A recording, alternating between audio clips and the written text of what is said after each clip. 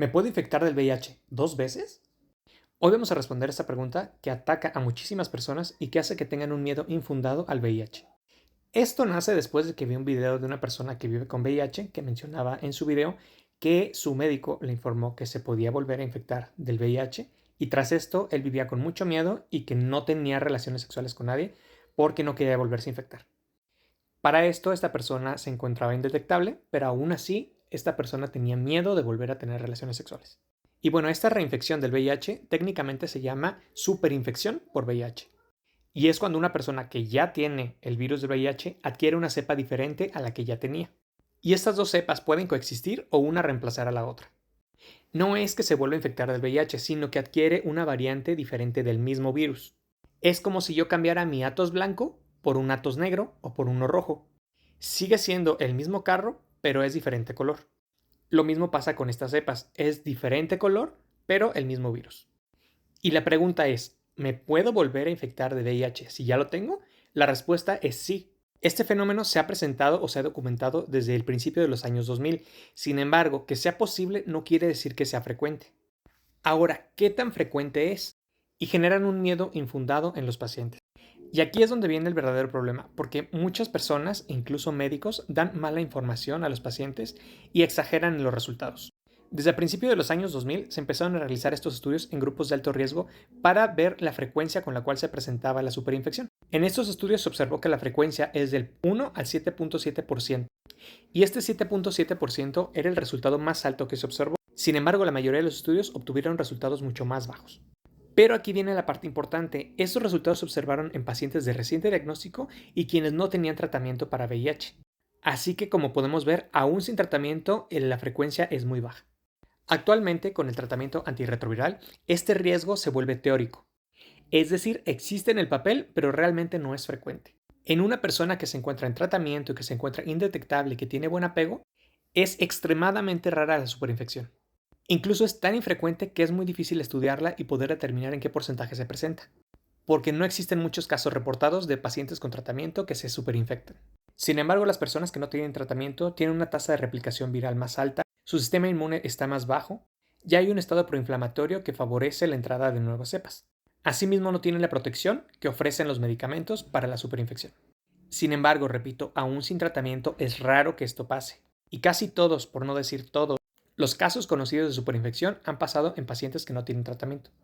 Así que una persona que toma su tratamiento, que es constante en tomárselo, que se encuentra indetectable, entonces este riesgo se vuelve súper infrecuente. ¿Pero por qué pasa esto? Bueno, los tratamientos antirretrovirales no actúan contra una cepa en específico, sino que bloquean los mecanismos por los cuales el virus se replica y entra a las células. Voy a poner un ejemplo muy burdo. Supongamos que yo quiero entrar a un edificio, ¿no? Para eso tengo mi llave, la cual yo uso y meto en la cerradura y puedo pasar. Pero un día me dicen los dueños del edificio, ¿sabes qué? Tú no puedes entrar porque tú estás vetado. Y a mí se me ocurre ponerme un bigote para poder entrar y que no me reconozcan. El bigote es mi cambio de cepa, pero sigo siendo yo. Pero los administradores, que resultan ser los medicamentos, cambiaron la cerradura. Entonces, aunque yo tenga bigote, yo no puedo entrar porque la llave no entra en esa cerradura. Es así como los antirretrovirales evitan que entre otra vez una nueva cepa y por otros mecanismos evitan que se siga replicando el virus. Y recordemos que los medicamentos que se utilizan hoy en día son terapias combinadas, en las cuales los diferentes medicamentos actúan sobre un paso específico de la replicación del virus, lo cual hace que por diferentes métodos el virus no pueda entrar. Ahora, ¿me puede infectar aún siendo indetectable? La respuesta es sí, pero el riesgo es teórico. Es decir, existe en papel, pero en la realidad no se presenta con tanta frecuencia. Ahora, para que esto ocurra, tienen que pasar diferentes escenarios. Escenario número 1, y que es el que más preocupa a las personas que estudian los medicamentos, a los infectólogos y a los médicos en general, que adquieras una cepa resistente. Esto quiere decir que los medicamentos que normalmente se utilizan no actúen contra la cepa que tú adquiriste.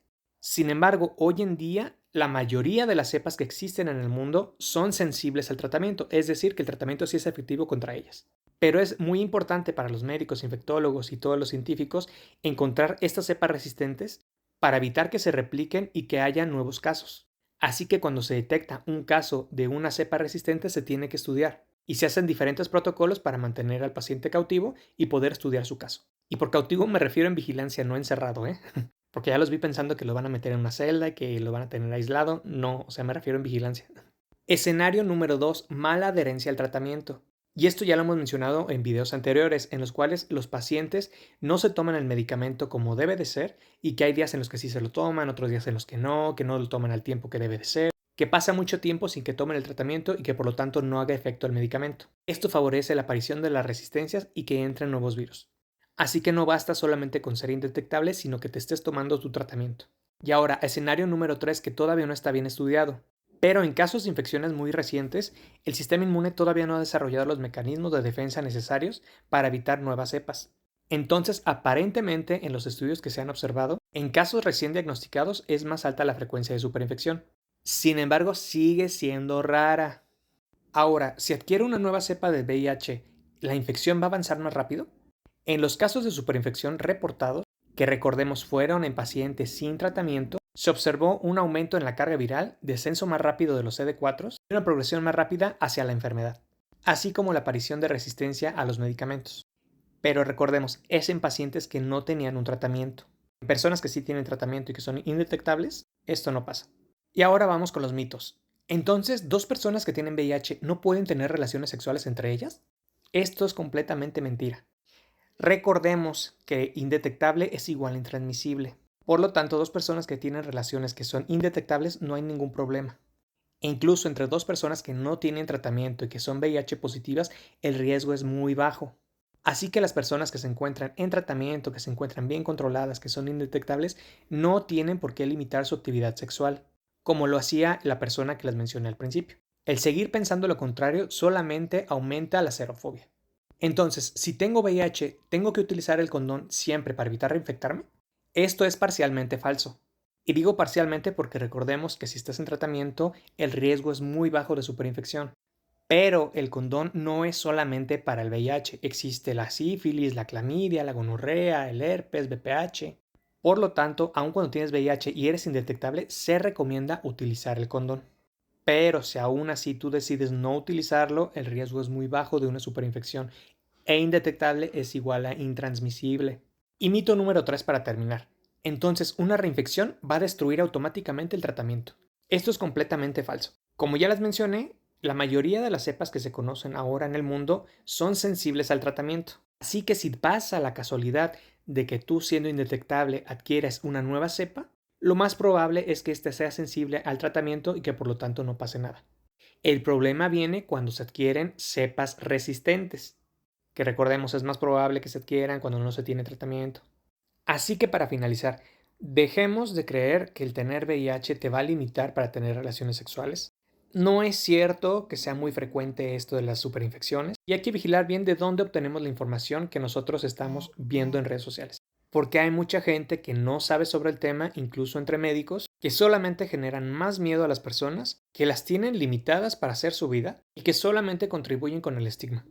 Así que en resumen, ¿se puede infectar nuevamente el VIH? Sí, pero es muy raro. Voy a poner el mismo ejemplo que les puse en un video anterior. En teoría, a la Tierra le puede caer un meteorito y destruirnos a todos. En teoría puede pasar, ¿no?